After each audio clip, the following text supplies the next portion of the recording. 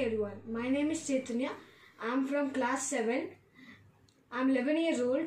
I study in DPS Nacharam, and today I am going to talk about DHT sensor and how it is used in IoT.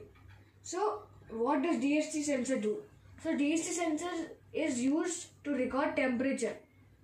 So today we are going to use a DHT sensor in our breadboard and connect it to the Arduino and see if it records the temperature. So the first step is we need the DHT sensor and put it in the breadboard like this, and take these normal wires, take 3 of them. Okay, so take one wire and put it on the first pin of the DHT sensor like this, and take your Arduino Uno and you have to check in which pin have you put it on. So I have put it on GND, so I'll put this on GND like this on the Arduino Uno.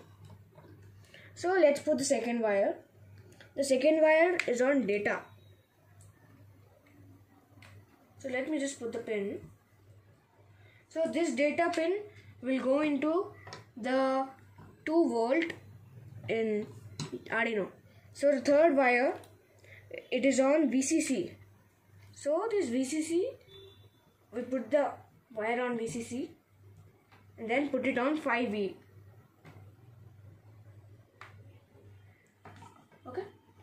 Okay, so we have completed the wiring.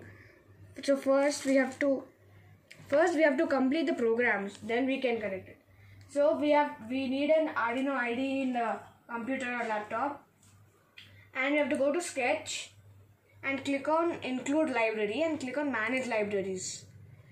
When you go to Manage Libraries, you just have to type DHT, enter, and there are many sensors. So you have to install this DHT sensor library in the Arduino IDE, and after I have already installed it. So after you install it, go to File and go to Examples and go at the bottom and you'll see DHT sensor library and click on DHT tester. Okay, so here is the code.